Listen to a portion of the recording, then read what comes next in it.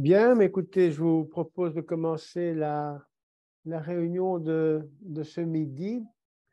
Euh, Nous accueillons le professeur Wang, service de microbiologie à Montgodin et donc expert en particulier de l'hélicobactère. En tout cas, c'est pour ce sujet-là que nous l'avons invité aujourd'hui. J'avais en effet vu par-ci par-là une série d'éléments neufs concernant Helicobacter, et donc je me disais que c'était le bon moment de revoir un peu, de refaire le point à la fois en ce qui concerne la problématique diagnostique et probablement euh, thérapeutique.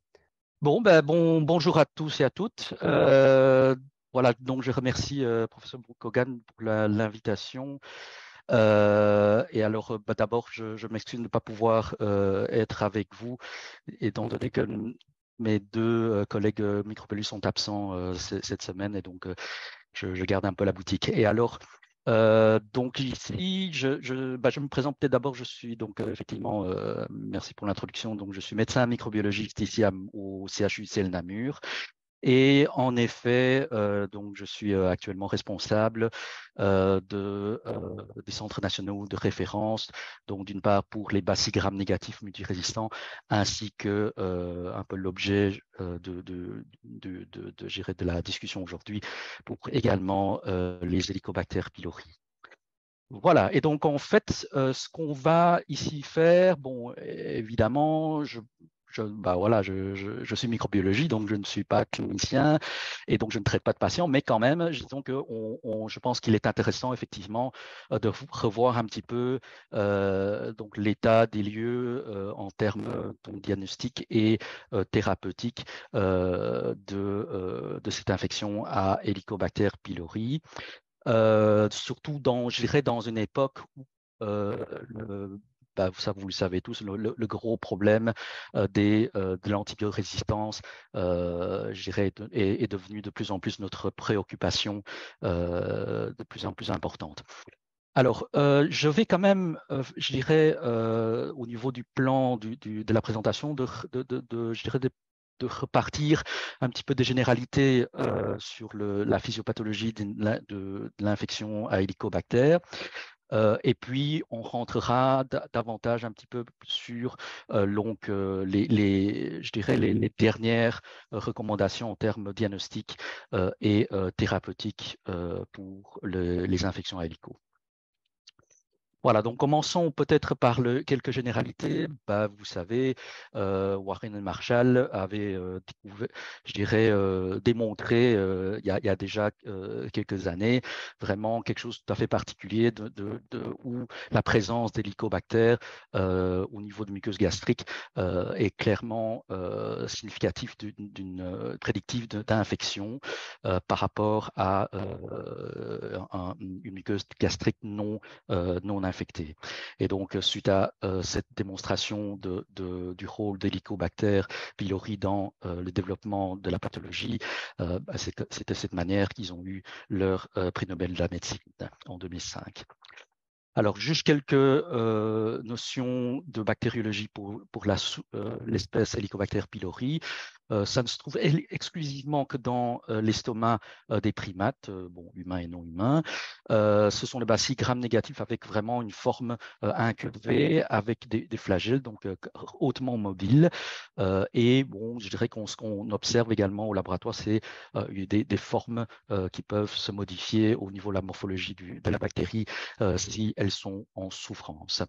Alors, donc, la culture est effectivement très fastidieuse, on peut même le dire compliquée, puisque ça demande non seulement je dirais des compositions particulières, mais aussi des conditions d'incubation particulières, c'est-à-dire en particulier une atmosphère en microaérophilie, donc où il faut énormément une grande quantité de CO2 par rapport à l'oxygène. Et effectivement, c'est un des germes, en tout cas qu'on cultive au laboratoire clinique, des plus lentes, où ça prend quand même de plusieurs jours pour qu'il y ait une croissance.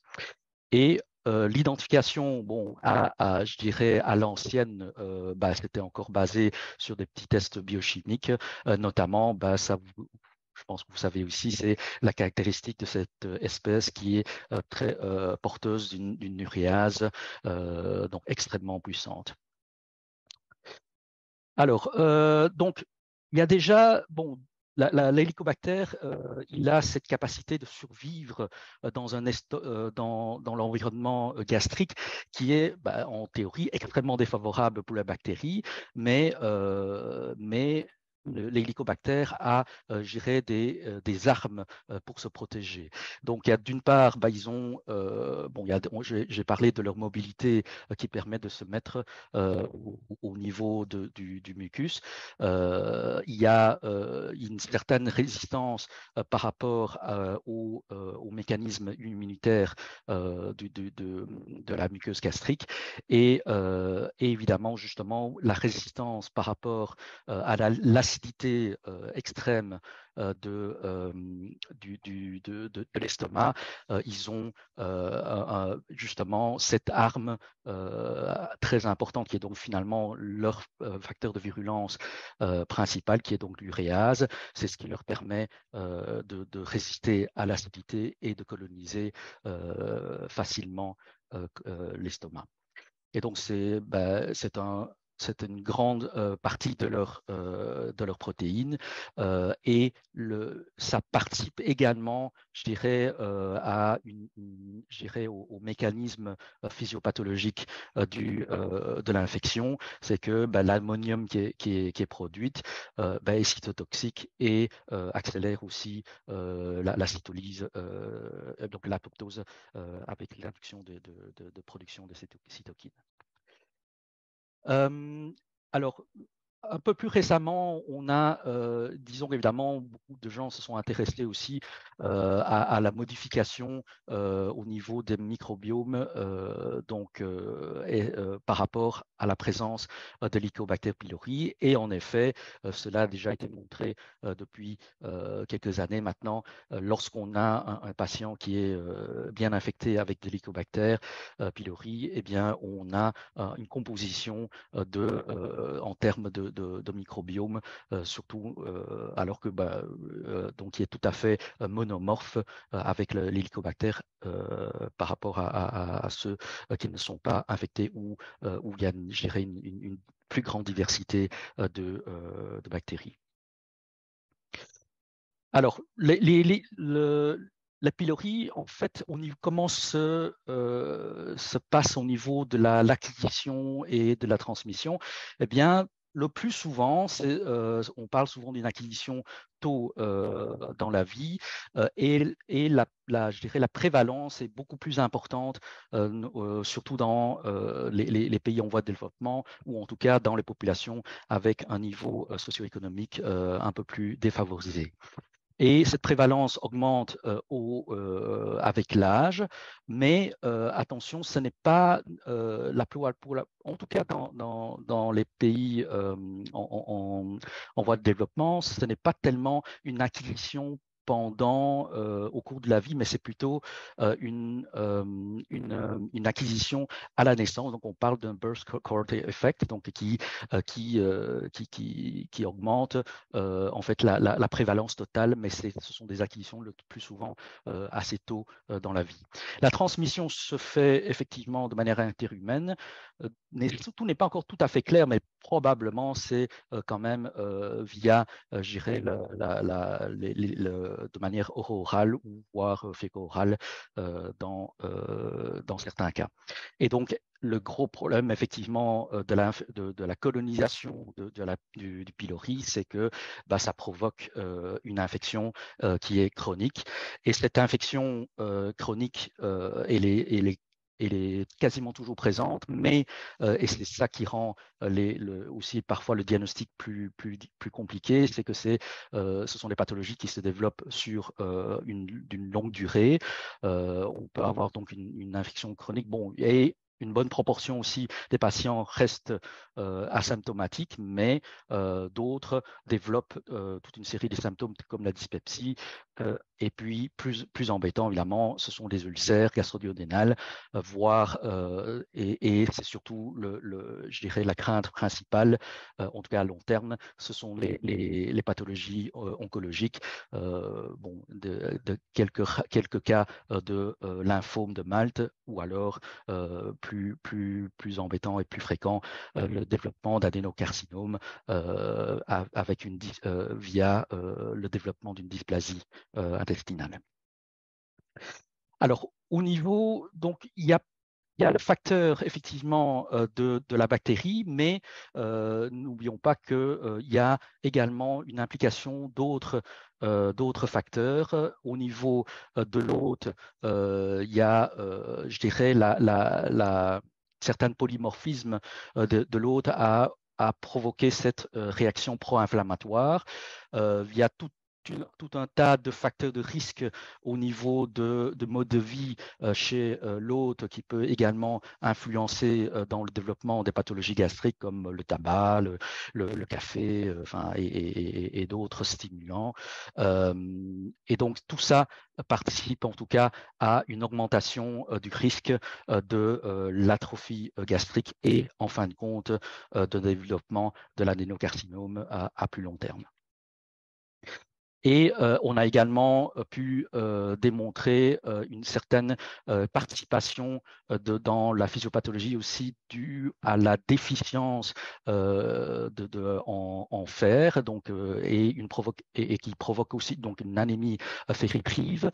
Et cette déficience en fer, donc elle est due à une forte consommation par la bactérie, et cette déficience en fer contribue également au processus inflammatoire et donc augmente également le risque du développement de cancer. Et donc, le cancer gastrique, eh bien, encore aujourd'hui, il y a plus d'1 million de cas par an, essentiellement dans les pays en voie de développement. C'est le 3e cause de mortalité due au cancer. Et le lien est maintenant clairement établi entre le cancer gastrique et les infections à Helicobacter pylori, de par effectivement une association en termes de prévalence géographique, et il y a et puis c'est ce que vous montrez après, le traitement de l'infection clairement diminue le risque du développement du cancer. Et donc depuis déjà plus de 3 décennies, l'OMS a clairement défini le pylori comme un groupe faisant partie d'un groupe de micro-organismes comme des carcinogènes définitifs. Alors, donc effectivement, une des preuves de leur implication dans le développement, c'est que il y a de nombreuses études qui ont montré que ce soit pour les lymphomes de Malte ou que ce soit dans le développement des lésions prénéoplasiques, dans le fait d'instaurer un traitement d'éradication permet de diminuer, voire de supprimer le risque de développement de ces néoplasies. Et avec le cycle, les étapes de développement de ce cancer, on a pu aussi démontrer donc c'est d'abord une gastrite chronique, ensuite une atrophie avec une métaplasie intestinale, et qui amène une dysplasie pour amener finalement vers un adénocarcinome. Et il y a clairement de nombreuses études qui ont montré que le point de non-retour se situe au niveau, lorsqu'on commence à observer les métaplasies intestinales, probablement l'évolution est relativement inévitable. Et donc c'est à partir de ce moment-là où actuellement il y a quand même une recommandation d'avoir un suivi endoscopique à partir de ce moment-là. Et donc, finalement, depuis déjà bien longtemps, je dirais la conclusion est toujours de, finalement, il faut tout faire tout le possible pour essayer d'éradiquer la présence de l'Helicobacter pylori chez les patients. Et donc, une toute dernière, je dirais, nouvelle par rapport à l'importance du pylori, eh bien,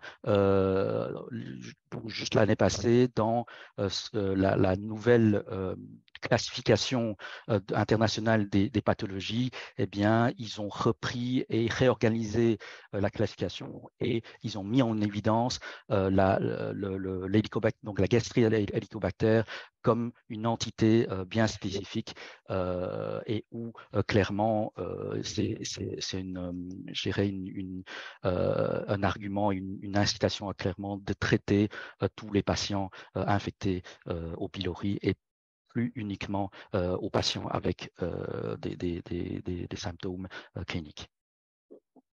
Voilà, maintenant je vais passer aux quelques notions de la résistance aux antibiotiques chez les pylories.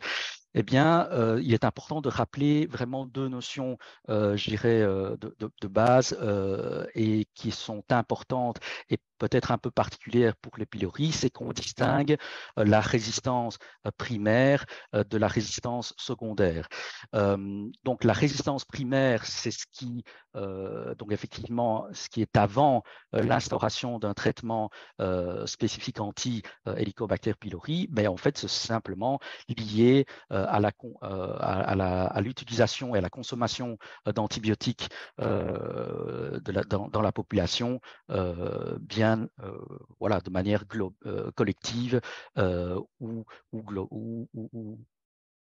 personnelle, et qui peut avoir une influence sur le taux de résistance, donc dite de primaire de base, qui, lorsqu'elle est au-dessus d'un certain seuil qui est défini actuellement autour de 15-20%, je dirais, détermine le choix du traitement empirique. Et donc, la connaissance de ce taux de résistance primaire est vraiment indispensable pour un bon choix thérapeutique, en tout cas au niveau empirique.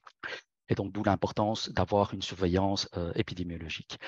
Et puis, à côté, il y a ce qu'on appelle la résistance secondaire. C'est tout simplement, effectivement, une résistance qui est probablement induite après un traitement anti-pylori. Et là, ces développements de résistance se développent souvent suite à des problèmes en termes de qualité de prescription ou un problème de compliance. Alors, voici un petit peu la situation en termes de résistance donc primaire des pylories en Europe. Donc, ça, c'est la dernière étude épidémiologique donc européenne auquel on a participé également, où on voit un taux, je dirais, médian de résistance de moyenne de environ 21% en Europe, mais où vous voyez une grande disparité, comme toujours, concernant l'antibiorésistance entre les pays, avec des taux beaucoup plus importants tels que l'Italie ou la Grèce. Et en Belgique, on est un peu au milieu, en tout cas pour la clarithromycine, avec une moyenne, je pense, qui était autour de 17%. Et pour la levofloxacine, là, on est un peu plus élevé. Il faut savoir effectivement que la Belgique a toujours été malheureusement connue pour sa forte utilisation des quinolones et donc aussi, je dirais, une situation en termes de résistance aux quinolones plus importante que dans d'autres pays. Et donc, en termes de l'évolution dans le temps, on voit quand même vraiment une évolution, en tout cas globale, du taux de résistance en Europe, que ce soit pour le claritro ou un petit peu pour la lévo également. Et ils avaient pu, je dirais, démontrer voilà, une certaine association, ce qui n'était pas vraiment étonnant, entre je dirais, une utilisation collective globale au niveau national des antibiotiques, et notamment justement pour les macrolides et pour les quinolones, qui clairement sont la consommation plus importante est clairement associée avec les taux de résistance qui sont plus élevés pour ces deux classes d'antibiotiques. Alors, qu'est-ce qu'on a d'autre donc, comme antibiotiques pour lesquels les résistances nous intéressent? Bien sûr, comme vous savez, faisant partie, je dirais, du traitement de classique, il y a les imidazolés, donc le métronidazole, où le taux de résistance, en tout cas in vitro, est quand même très important. Mais donc, juste pour vous rappeler, par contre, la signification de ce taux de la résistance au métronidazole, je dirais, in vivo, est beaucoup moins claire, puisqu'il y a clairement une mauvaise corrélation entre ce qui est in vitro par rapport à l'efficacité in vivo au niveau thérapeutique. Donc, d'ailleurs, juste pour votre information, je dirais le métronidazole n'est même plus vraiment recommandé dans le testing, en tout cas pour, je dirais, dans un but thérapeutique à l'échelle, je dirais, individuelle. Par contre, bien sûr, on continue à le mesurer pour, je dirais, l'aspect plus une surveillance épidémiologique. Par contre, pour les antibiotiques tels que les bêta-lactam, donc l'amoxicilline et les tétracyclines, la sensibilité reste très bien conservée, je dirais, de manière constante en Europe et en Belgique également. Et puis, dernière antibiotique, je dirais, parfois utilisée dans les dernières listes, la rifabutine. Et là aussi, le taux de résistance est relativement bas actuellement. Et donc, les conclusions, c'est effectivement, il y a une augmentation quand même des taux de résistance primaire à la claritro significativement, en tout cas pour la claritro, et une augmentation plus légère pour la lévo en Europe. Par contre, les résistances à l'amoxicilline et rifa sont relativement rares, et je vous ai déjà parlé de la limite de ces taux de résistance pour le métronidazole. Alors, qu'en est-il de la Belgique? Eh bien, ça, c'est les données de notre surveillance ici au laboratoire de référence. Donc, vous voyez plutôt un taux, je dirais, relativement stable pour les claritro. Donc là, on est autour de 20-22%, et pour la lévo aussi entre 20 et 25%. Et on a aussi un certain nombre, une certaine proportion des patients où on voit, et là c'est vrai que c'est très embêtant, des doubles résistances, notamment avec les claritro et les métro. Donc évidemment, ce sont des données sur base souvent des données aussi d'informations cliniques qu'on reçoit, et donc qui ne sont certainement pas parfaites par rapport à est-ce que le patient aurait déjà reçu, je dirais, des schémas d'éradication de pylori préalables. Donc, il est tout à fait possible que dans ces proportions de double résistance, il y en a certains, peut-être, ce n'est pas une résistance primaire, mais probablement certains sont déjà des résistances secondaires. Mais donc, on a un taux peut-être un tout petit peu plus élevé que dans l'étude européenne, mais évidemment, je dirais que l'étude européenne ne prenait qu'un échantillonnage spécifique de souches, alors qu'ici, on a, je dirais, un nombre assez important des souches qui sont analysées. Et ça, c'est juste assez évident comme attendu. En bleu, ce sont les résistances primaires, et en rouge, les résistances secondaires. Évidemment, lorsqu'on a des résistances secondaires, eh bien, le taux de résistance est plus élevé, et en particulier pour la claritro lévo, puisque ce sont effectivement les antibiotiques les plus utilisés dans le schéma d'éradication. Alors, donc en Belgique, il y a clairement quand même aussi un taux de résistance relativement élevé, puisqu'en tout cas, on est clairement au-delà des seuils définis de 15-20% pour la claritro et la lévo, ce qui fait que on ne peut plus utiliser le schéma classique du trithérapie contenant de la clarithromycine sans qu'il y ait une documentation de la sensibilité avérée au niveau microbiologique. Il y a peu d'évolution, c'est vrai, en tout cas ces dernières années. Et alors, les quinolones, effectivement, ne doivent pas être inclus pour la même raison s'il n'y a pas de documentation microbiologique. Donc, ceci montre bien, en tout cas, de l'importance et même à l'échelle, je dirais, individuelle, d'avoir tant que possible, si on veut en tout cas utiliser ces schémas-là, d'avoir une documentation microbiologique de la sensibilité, au moins en tout cas à la clarithromycine, essentiellement pour les traitements de première ligne. Et bien sûr, aussi l'importance de continuer à surveiller les taux de résistance. Voilà, et donc maintenant, on va vraiment parler comment est-ce qu'on gère, je dirais, l'infection au pylori. D'abord, dans quelle situation est-ce qu'on devrait rechercher le pylori pour avoir un diagnostic de son infection et aujourd'hui, en tout cas, initier un traitement d'éradication? Eh bien, je dirais qu'il y a essentiellement deux grandes objectifs et situations, où d'une part, c'est dans le cadre de vraiment, soit pour le développement, donc le développement d'ulcères, ou en tout cas à risque d'ulcère, donc quelqu'un qui a une ulcère active ou d'antécédent, qui doit commencer un traitement surtout au long cours d'AINS.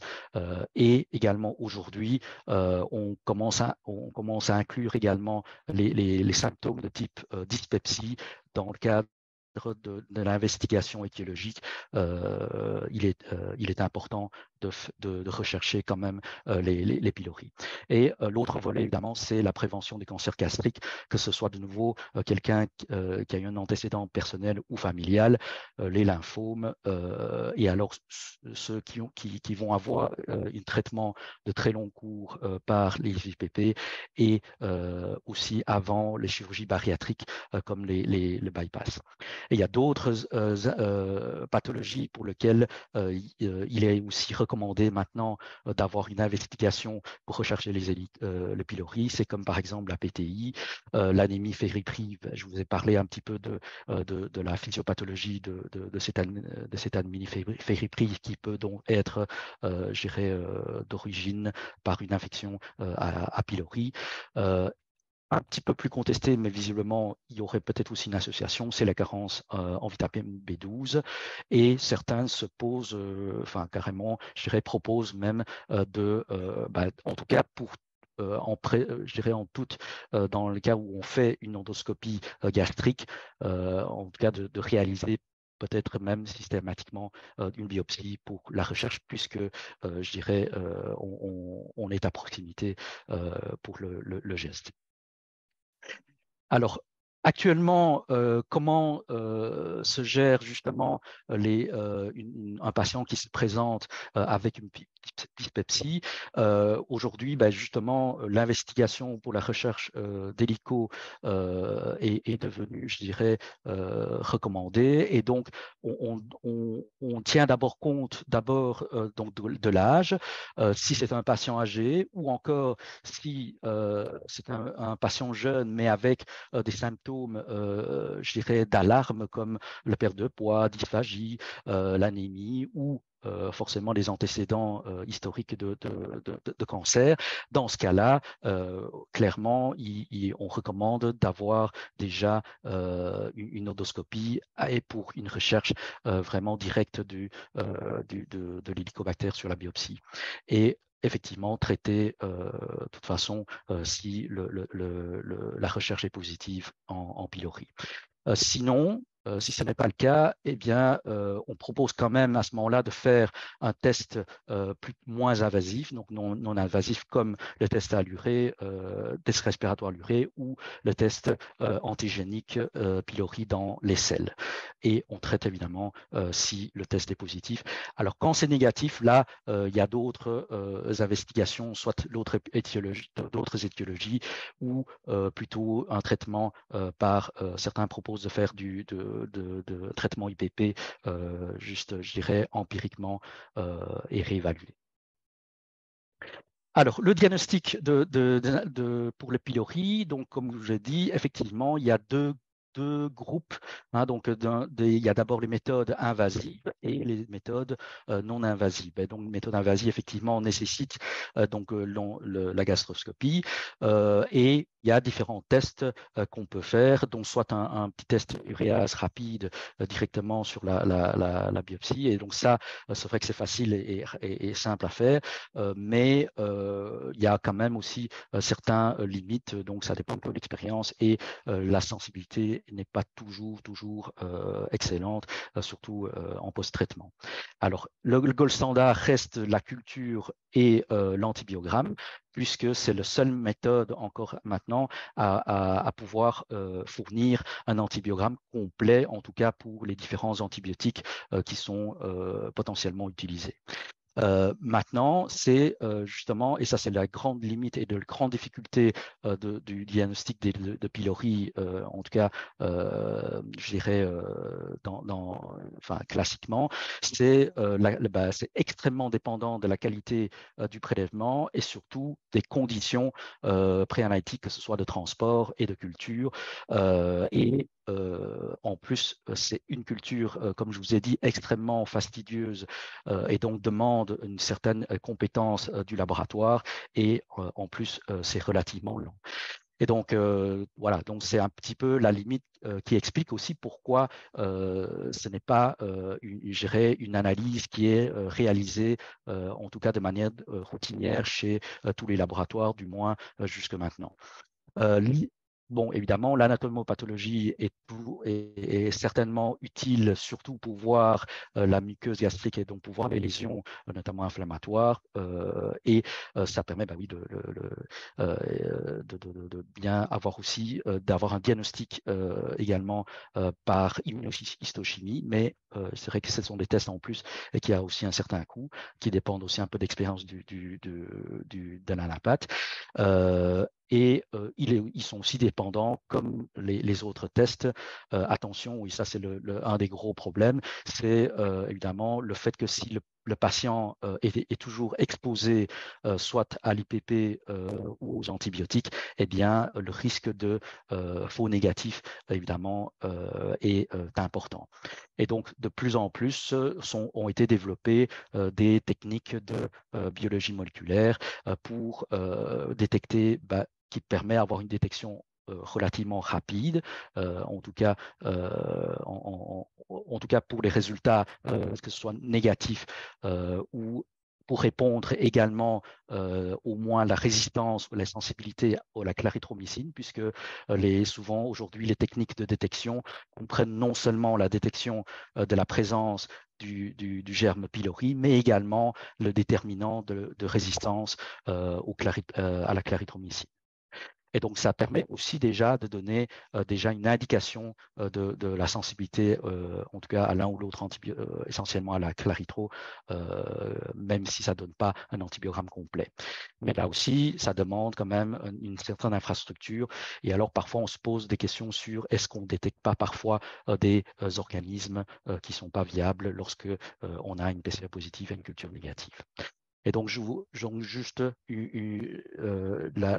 insisté par rapport à évidemment une certaine limite de ces méthodes invasives, qui est, en tout cas, les méthodes classiques sont fortement dépendantes des conditions de collection et de transport.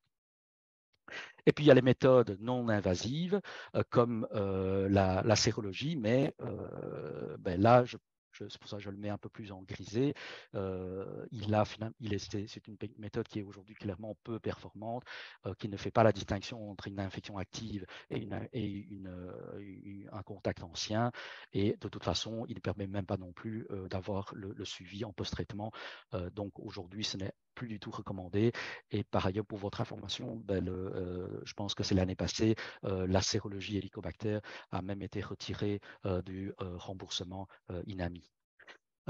Au laboratoire de référence, nous continuons à le réaliser sur demande, mais il faut quand même savoir que ce n'est plus une analyse recommandée. Alors, le test, donc les deux méthodes principales aujourd'hui non invasives, ça reste le test respiratoire à l'urée et le test antigénique au niveau des selles. Donc, que ce soit l'un ou l'autre, ils ont tous les deux une excellente performance et ils sont adaptés aussi bien en pré qu'en post-traitement. Et c'est vrai que comme ce sont des tests qui sont plus facilement réalisés, ou en tout cas les selles, par exemple, est un échantillon plus facilement accessible. Donc c'est parfois, je dirais, une bonne méthode, notamment peut-être plus facile et plus facile chez les enfants. Mais il y a aussi quand même certains inconvénients. Les tests respiratoires demandent un certain appareillage. Il y a des discussions par rapport au cutoff et il semblerait qu'on peut avoir certains faux positifs et il y a des faux négatifs de nouveau pour les mêmes raisons d'exposition à un traitement antiacide ou antibiotique et un petit peu les hémorragies. Et pour les tests antigéniques, c'est un petit peu la même chose avec le problème des faux négatifs en cas d'hémorragie active ou d'exposition au traitement. Et évidemment, la grosse différence et les désavantages par rapport aux méthodes invasives, c'est évidemment, ça ne dit strictement rien sur la sensibilité aux antibiotiques. Donc, ces tests-là peuvent être, je dirais, surtout utilisés pour, je dirais, un espèce de screening dans un premier temps, mais pour le traitement, parfois, il serait utile. Donc là, c'est certaines conditions qui orientent vers la nécessité de faire une méthode invasive. Donc ceci, je vais pas m'y attarder puisque c'est ce que je viens d'expliquer avec simplement schématisé dans les recommandations nationales françaises. Par contre, voilà, donc en tant que microbiologiste, je voudrais juste peut-être en pratique un peu rappeler les bonnes pratiques pour réaliser les prélèvements de biopsie gastrique pour les recherches hélico, au moins, en tout cas, pour si on veut faire la culture et obtenir un antibiogramme, parfois qui nécessite d'être complet parfois. Et donc, les prélèvements, très important, évidemment, c'est que ça doit être fait en dehors de l'exposition d'antibiotiques minimum 1 mois et d'IPP au moins 2 semaines. Et c'est vrai que je dirais que le mieux, c'est toujours, si possible, d'avoir une exposition free de minimum 1 mois. Et minimum aussi de 2 biopsies endoscopiques qui ont clairement montré que le nombre de biopsies augmente la sensibilité, puisque on sait que la distribution d'Helicobacter pylori n'est pas toujours homogène au niveau de la muqueuse gastrique. Alors là où c'est important aussi, c'est au niveau du transport, en tout cas qui doit être bien préparé, que ce soit au moment du prélèvement et au niveau du laboratoire. C'est évidemment de diminuer tant que possible l'exposition à l'air. Et donc en fait, bon, bien sûr, il ne faut pas de fixateur. Là, les fixateurs, c'est pour l'examen histologique. Donc habituellement, là, il y a selon le délai d'analyse, on peut accepter différents conditionnements. Donc, si on met uniquement dans simplement de l'eau au frigo, mais ça c'est maximum 4 heures. Par contre, si on veut que ça se conserve plus longtemps, il faut on conseille en général un milieu de transport gélosé, comme par exemple les anciens frottis qu'on utilisait, mais avec un milieu gélosé comme ceci, où vous pouvez déposer votre biopsie dans le fond avec le frottis dans la gélose de transport. ou encore vraiment le milieu, je dirais, Prévipour, donc le porte-à-germe pylori. Et là aussi, vous mettez, comme vous voyez ici, la biopsie dans la gélose. Et lorsqu'on a besoin de conserver encore plus longtemps, là, il faut une congélation et un acheminement par carboblaste si ça doit arriver tardivement au laboratoire qui va analyser ce prélèvement. Alors, les principes je vais maintenant rentrer dans les principes au niveau de traitement d'éradication des pylori. Ça, c'est la base que vous connaissez tous. Donc, c'est une association d'une part d'un antiacide, donc vraiment les inhibiteurs de pompe à protons, avec au minimum 2 à 3 antibiotiques. Et il y a maintenant des schémas avec ou sans bismuth à la voilà, donc ça c'est les compositions de base pour les schémas d'éradication. Bien sûr, comme je l'ai déjà dit, on fait des déterminations de sensibilité in vitro, mais le plus important reste l'efficacité in vivo, qui est quand même énormément basée sur l'expérience et les études cliniques.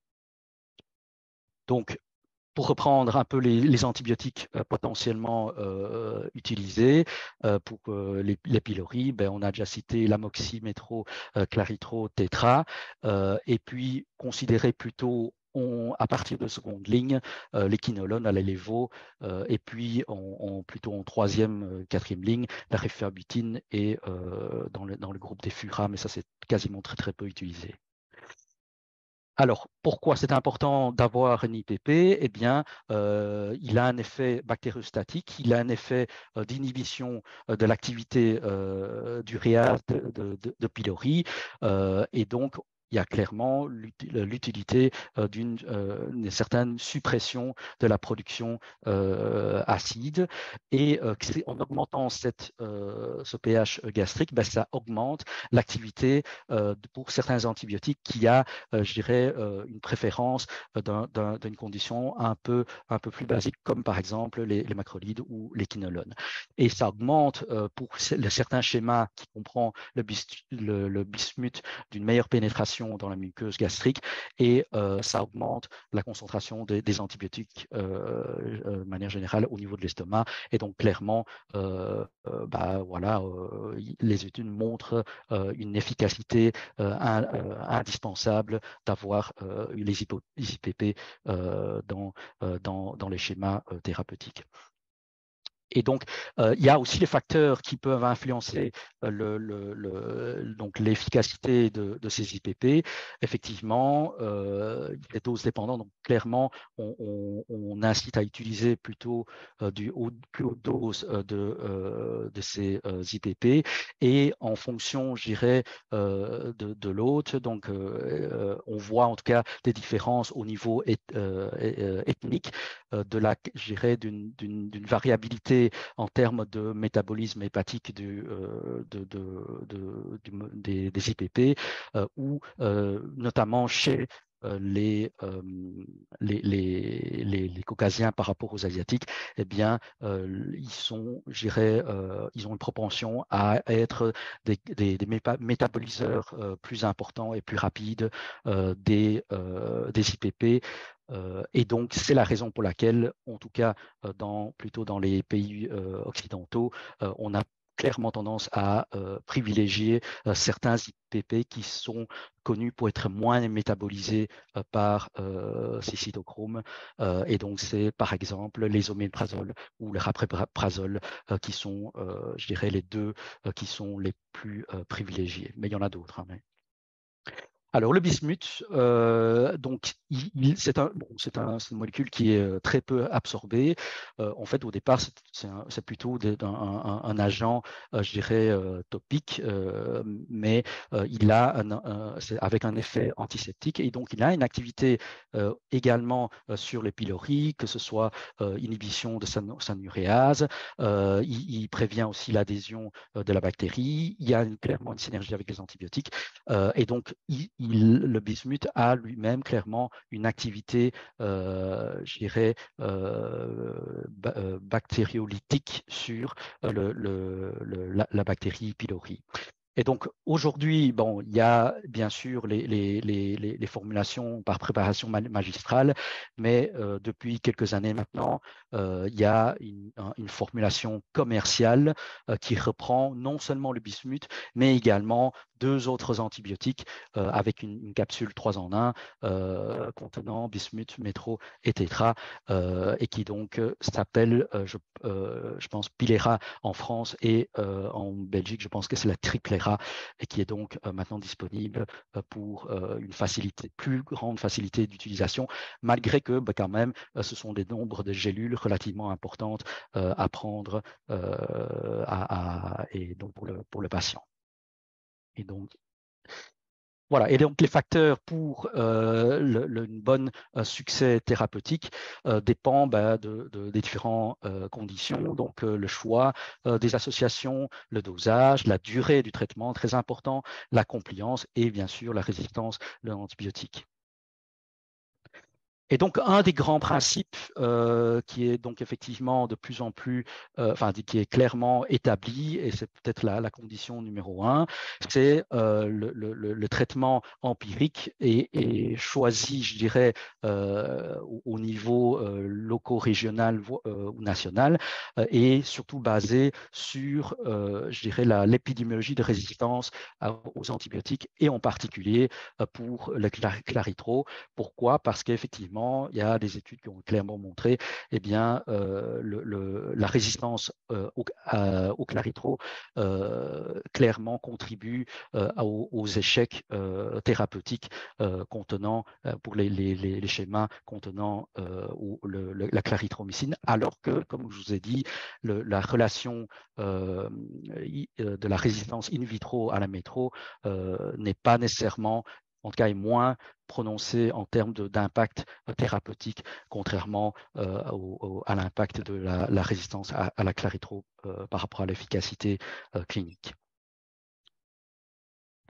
Voilà, donc ici, je vais parcourir un petit peu les dernières, je dirais, recommandations en termes de schéma thérapeutique.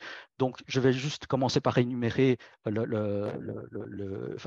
donner un peu la composition des traitements, je vais dire, classiques, donc de trithérapie classique avec la claritro. Donc, c'est l'IPP avec amoxy et claritro.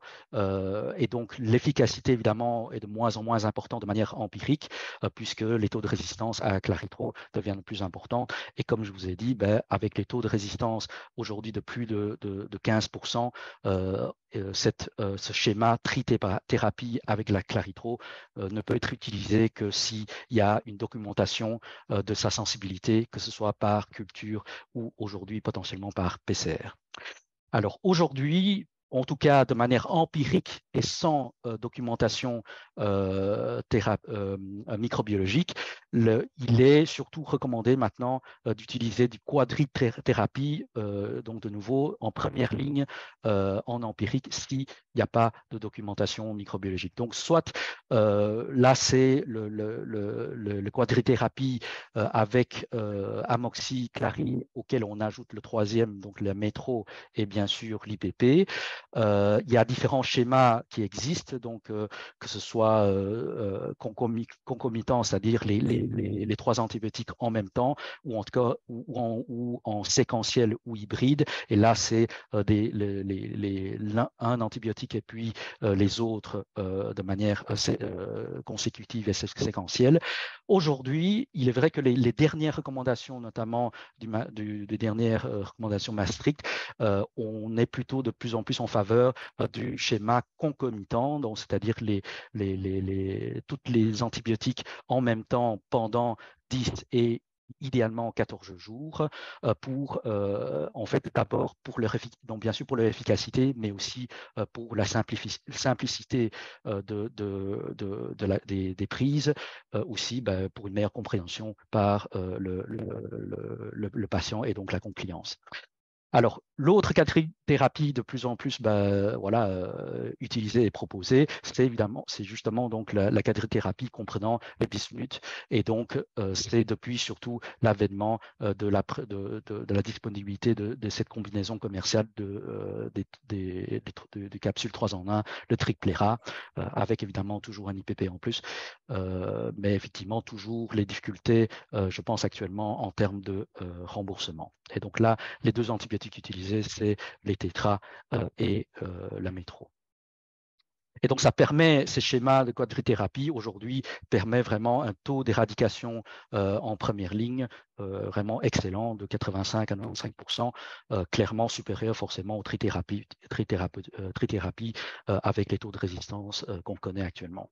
Et forcément, toujours, il faut utiliser la dose d'IPP et de plus en plus, on insiste actuellement vraiment d'utiliser donc d'avoir un schéma de durée de 14 jours, de longue durée, en particulier pour le traitement quadrithérapie classique et concomitant.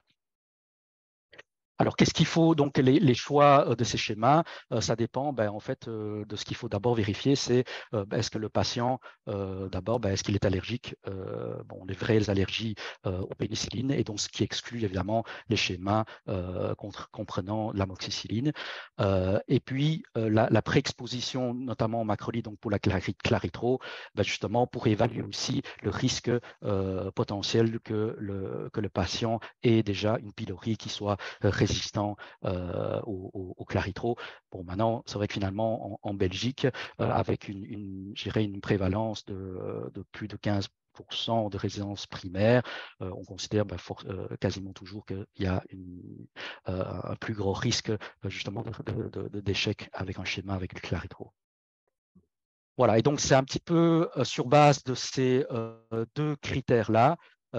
Et puis, l'autre critère qu'on peut justement, qu'on encourage à tenir en compte, en tout cas pour les situations où on a un résultat, donc on a un prélèvement avec un résultat de sensibilité déjà à la clarithromycine, eh bien, on a différents schémas possibles. Donc, je reviens d'abord pour un patient qui a une allergie, c'est les schémas, on oriente tout de suite vers un schéma avec les quadrithérapie bismuth. Par contre, pour un patient classique non allergique, s'il n'y a pas de documentation possible de la sensibilité aux antibiotiques, eh bien la première ligne, comme je vous ai dit, ça peut être les quadrithérapies classiques sans bismuth ou avec bismuth. Par contre, si on a la chance d'avoir déjà une indication de sensibilité à la clarithromycine, eh bien, on peut justement bénéficier d'une trithérapie classique avec la claritro pour les claries.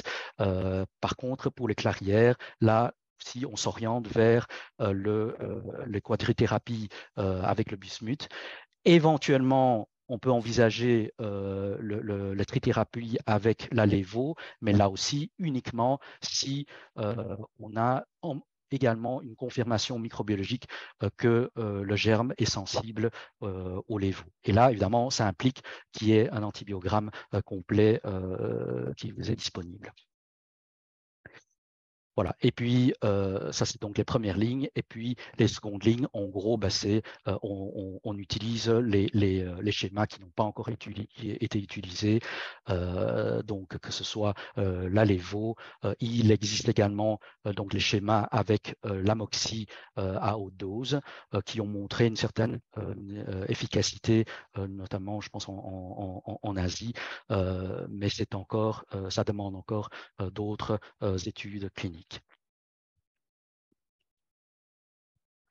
Alors, dans les perspectives en termes de traitement, c'est déjà des choses qui sont parfois proposées. C'est l'adjonction de probiotiques. Oui, ça améliore l'efficacité, mais essentiellement, en fait, probablement dû à une augmentation de la compliance des prises de ce traitement d'éradication, simplement en diminuant les effets secondaires essentiellement digestifs. Mais il y a des études qui montrent vraiment que c'est un bénéfice relativement mineur et ce qui est dépendant vraiment du schéma et du type de bactéries ou de levures qui sont utilisées comme probiotiques. Et puis, il y a un nouvel antiacide qui a été développé récemment par les Japonais, qui a maintenant montré une efficacité clinique importante, mais à ma connaissance, ce n'est toujours pas arrivé en Europe. Ce sont des inhibiteurs de compétitif actif des pompes à potassium acide. Et donc, c'est vraiment une activité directe sur ces pompes qui est plus efficace, en tout cas en théorie, et beaucoup plus puissant que les IPP classiques qui sont parfois plus instables dans un milieu très acide.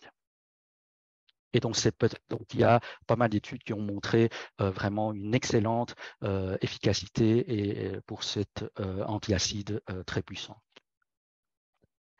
Voilà, et donc je vais terminer par juste quelques mots, voilà, en étant, je dirais, au laboratoire, de l'impact et de l'intérêt aujourd'hui des méthodes de diagnostic par biologie moléculaire, donc par PCR, qui peut, je pense, aussi aider dans un diagnostic plus rapide pour les infections à Helicobacter pylori. Donc on connaît, donc je fais que répéter finalement l'impact majeur d'une part de la résistance à Claritro épidémiologiquement en tout cas en Belgique, et de son impact sur le choix des régimes thérapeutiques.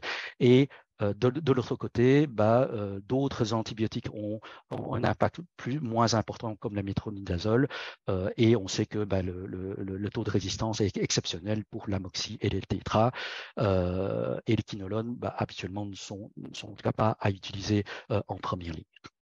Et donc, avec toutes les difficultés avec les méthodes classiques de lier avec la culture, eh bien, on voit un intérêt vraiment des diagnostics moléculaires, notamment en termes de rapidité de temps de réponse, et aussi avec le nombre en tout cas nous au laboratoire et au laboratoire de référence, on voit clairement une augmentation de demande pour cette recherche d'Helicobacter, et donc on a de plus en plus de prélèvements à analyser, et donc on se dit qu'au niveau méthodologie, on a besoin aussi d'optimiser le travail au laboratoire.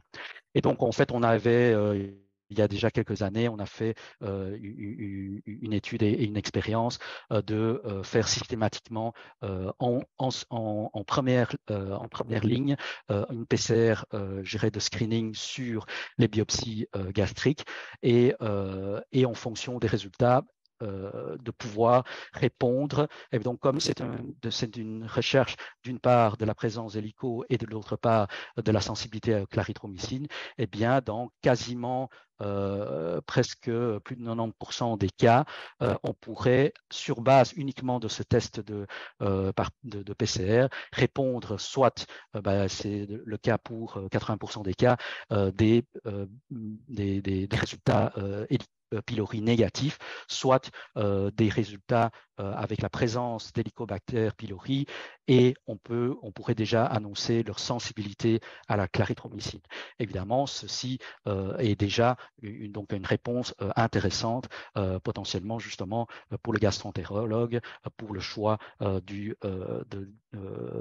d'utiliser à ce moment-là la trithérapie avec la claritro de manière cette fois-ci en première ligne empiriquement. Et puis d'autre part, et bien sûr, si le résultat est la détection de l'hélico, mais avec une résistance à la clarithromycine, forcément, on continue à mettre en place, à faire la culture pour avoir l'hélicobactère et réaliser un antibiogramme complet pour avoir la sensibilité, pour confirmer en tout cas la sensibilité ou résistance aux autres antibiotiques. Et donc, on a réalisé ceci et on a clairement pu montrer vraiment un gain de temps extrêmement important. On gagne quasiment plus de 8 à 10 jours entre la situation d'avant où on faisait tout en culture par rapport à la situation après où on fait d'abord un PCR de screening et puis ensuite une culture uniquement pour les germes résistants. Et là, évidemment, lorsqu'on a une souche qui est clairière, eh bien, le temps de réponse, forcément, est relativement semblable, puisque là, on doit quand même relancer une culture et un antibiogramme qui prend, comme je vous ai dit, un certain temps. Et donc, effectivement, la conclusion, c'est que clairement, et ça je ne vous ai même pas montré, c'est qu'en termes au niveau du laboratoire, on a également un gain en termes de temps technique qui est évidemment également précieux, surtout avec la charge de travail qu'il y a au laboratoire. Et donc, clairement, on pense que c'est tout à fait coût efficace de réaliser la PCR, hélico et sensibilité claritro en première ligne de screening pour les diagnostics au laboratoire d'infection à Helicobacter. Voilà, donc ça c'est ma dernière dia, juste pour résumer.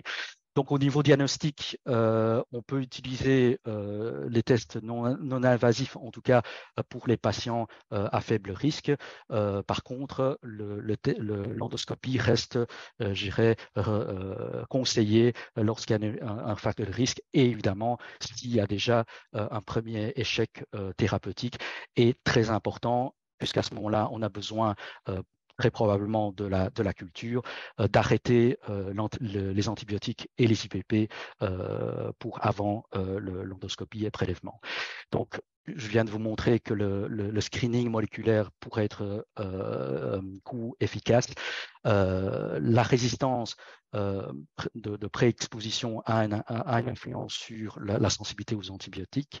La surveillance est importante pour le choix empirique.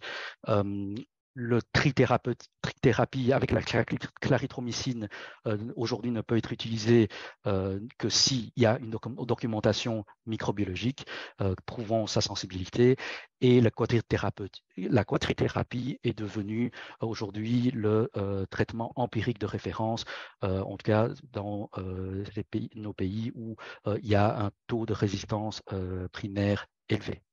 Et puis, ne pas oublier de faire quand même des tests de contrôle d'efficacité. Là, on peut, en tout cas, dans un premier temps, se contenter des tests non invasifs comme le test à l'urée, respiratoire à l'urée ou le test antigénique. Voilà, ceci c'est juste pour vous dire qu'il y a la possibilité d'envoi au CNR. Voilà, je vous remercie. Merci beaucoup. On peut peut-être quitter le partage d'écran et voir s'il y a l'une ou l'autre question complémentaire avec cet exposé quand même extrêmement complet. Alors. Bonjour, moi c'est Brice, je suis infectiologue. Merci pour cet exposé. Je voulais faire une remarque, c'était que le problème qu'on a souvent, c'est que les gens qui sont allergiques à la pénicilline, ils sont souvent macrolides résistants parce que, comme ils sont allergiques à la pénicilline, dès qu'ils toussent, dès qu'ils crachent, le généraliste le met sous biclard. Donc, ils sont c'est toujours associé. Dès qu'ils sont allergiques à la pénicilline, ils sont biclaraires, donc c'est toujours très embêtant. Et ce qui est dommage, c'est que maintenant le triplet A est prescrit par tous les chirurgiens en pré-bypass, et que ce soit le flagyl, le métronidazole qui soit dedans, vu les chiffres de résistance, c'est plutôt embêtant. À la fois peut-être associé d'office avec l'amoxicilline. Oui, maintenant, de nouveau, par rapport à la métro, il n'est pas donné seul. Donc, c'est pour ça que ces quadrithérapies, voilà, et comme je vous ai montré aussi, la relation par rapport au taux le taux de résistance in vitro n'est pas, d'abord, je dirais la valeur du testing de métronidazole n'est pas vraiment géniale. Et donc, ce qu'on donne nécessairement comme résistance ne veut pas nécessairement dire une résistance in vivo. Donc, ça, c'est une première chose. Et puis, voilà, je vous ai montré aussi, ça n'a pas nécessairement un impact sur l'efficacité clinique. Donc, ça, c'est déjà une première chose. Alors, le fait... Bon, il y a quand même la tétra qui est aussi bien actif actuellement. En tout cas, pour le moment, le taux de résistance est quand même encore très bas pour la tétra. C'est vrai qu'ici, avec l'utilisation du triple-ERA, tout le monde commence à se poser des questions et à surveiller pour voir si, à un moment donné, on ne va pas avoir de problème également pour la tétracycline. Et donc voilà. Donc, pour le moment, ça a l'air de fonctionner, mais c'est vrai que ce que vous dites est un petit peu inquiétant, peut-être effectivement d'une utilisation peut-être un peu trop systématique dans la chirurgie bariatrique. Effectivement, bon, là c'est et donc avec le risque, oui, à un moment donné, qu'on pourrait avoir des problèmes, effectivement. Non, attends. Non, on n'a pas t'entendre. Juste par rapport à justement ces pré-bypass, en fait, c'est que nous, en endoscopie, pour les pré-bypass, on fait d'office une culture. Ça a été décidé avec les chirurgiens. Donc, normalement, justement, les traitements, ça ne devrait pas être le triple-ERA systématique. On devrait se baser sur la culture, ce qui devrait quand même diminuer l'utilisation systématique du triple-ERA. C'était un peu l'idée quand même. Hein. Donc, ça, il faut peut-être être veillé à ça. Et peut-être qu'on devrait refaire passer le message aux chirurgiens pour qu'ils tiennent bien compte de la culture. Sinon, ça ne sert à rien qu'on la fasse, évidemment. Donc, tout à fait. Peut-être juste une question. Bon, finalement, les résistances que l'on donne, c'est des études épidémiologiques avec une résistance globale. Je pense notamment à la claritro. Si maintenant on considère des patients qui ont reçu dans le passé, présent ou plus lointain, de la claritro versus ceux qui n'ont pas reçu, qu'est-ce que devient le niveau de résistance dans ces deux groupes? Eh bien, effectivement, c'est que le taux de résistance à la claritro pour les patients qui ont déjà été exposés, on est beaucoup plus élevé, évidemment. Donc, on est probablement, et là, on n'a pas vraiment toujours un chiffre bien exact par rapport aux données cliniques épidémiologiques individuelles, mais je pense qu'on doit être plus proche de 50% voire plus. Et donc, et n'oublions pas justement, c'est toute la difficulté des infections à hélico, puisque, comme je vous ai dit au début, c'est souvent une acquisition moi, j'appelle l'hélico une espèce de mémoire d'exposition antibiotique. Donc ce que le patient a déjà été exposé et reçu pendant son enfance, eh bien, il va le garder avec son hélico tout au long de sa vie et qu'on va seulement, on va dire, détecter parfois qu'à l'âge adulte. Et en fait, c'est l'exposition que le patient a eue précédemment quand il était enfant, par exemple. Oui, du point de vue anamnestique, c'est probablement assez fastidieux, mais idéalement, on se dit que chaque patient devrait avoir une sorte de carte d'antibiotiques qu'il a précédemment reçue, idéalement d'ailleurs avec éventuellement des cultures qui ont déjà été faites avec des antibiogrammes, et donc d'avoir comme un carnet de vaccination, d'avoir un carnet de prescription d'antibiotiques qui pourrait guider. On pourrait refaire d'ailleurs des algorithmes en fonction de ça, et lorsqu'on est amené à donner un traitement je dirais, a priori, se guider sur ces cartes-là pour donner tel ou tel antibiotique. Et ceci va au-delà d'ailleurs du sujet d'aujourd'hui. Bien sûr. OK, bien. Eh bien, merci beaucoup encore pour cet exposé qui répondait exactement aux objectifs qu'on avait fournis. Merci beaucoup. Super. Et à une prochaine. Merci beaucoup en tout cas.